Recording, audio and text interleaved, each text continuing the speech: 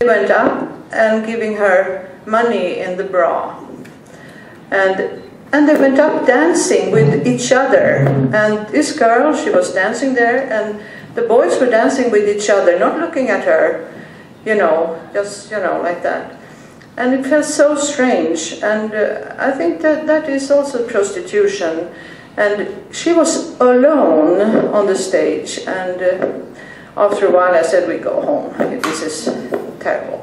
So it's happening here in Egypt, it's happening all over in the Muslim countries, and nobody talks about it. Thank you, Kate. Susan, please, it's your turn. مساء الخير. And I think it's absolutely fantastic that a world body of women have got together, and what we're doing again is sharing our stories and being specific. So I'm going to be specific.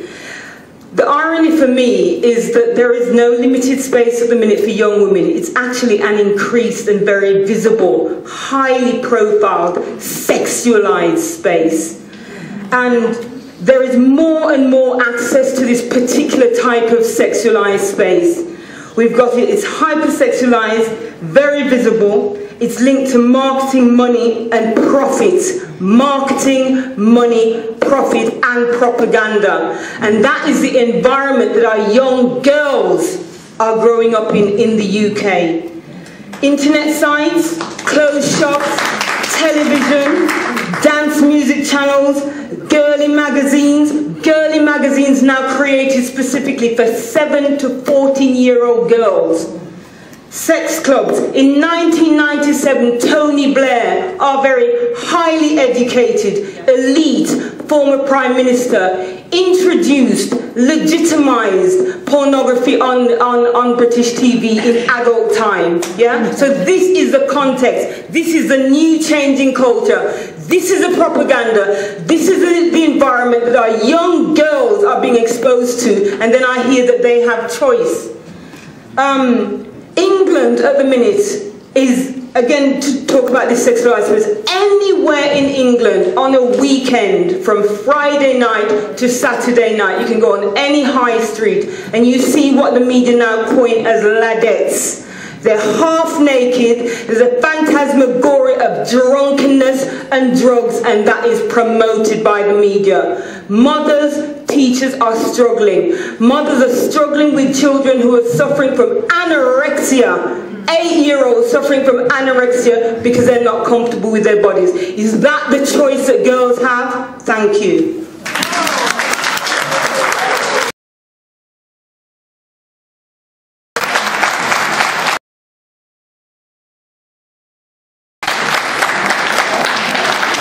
Thank you very much. I didn't get it. Nigar, it's your turn. الحقيقة يقال أنه الدعارة هي من أقدم الأعمال.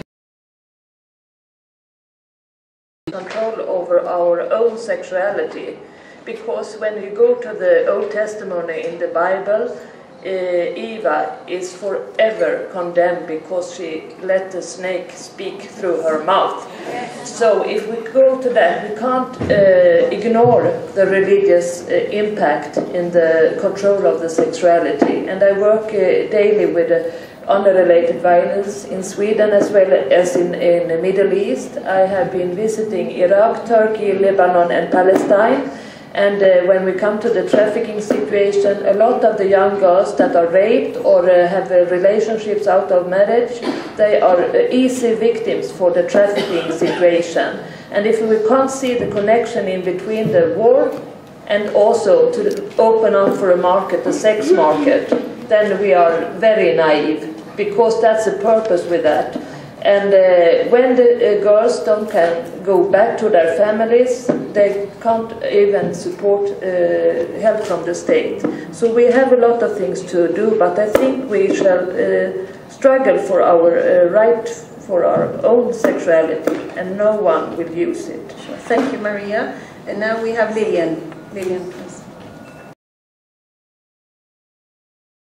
Ahmed, I must tell that Ahmed was one of our best support here to prepare this conference. Sorry to contradict you. But I was telling that we will never be tired to repeat that there will not be any kind of freedom of choice without access to health, access to power of decisions, access to education, access to resources. First. What I want to add is that for me, prostitution is the maximum of violence, is slavery, is exploitation, is to scratch the dignity of women, the body integrity. And this word can't be associated either for choice or with choice or for freedom. And for me, freedom and choice are the same. If I have the choice, I have the freedom. And we have not.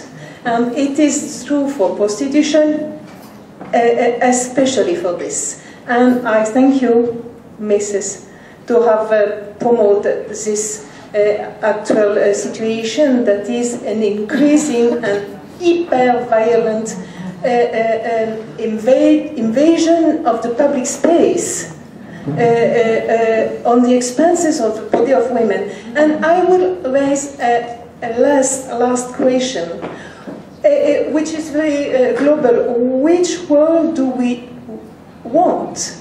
If we associate our rights to prostitute, no. I am not fighting to get for my children the right to prostitute. Sorry. I'm sorry. Thank you.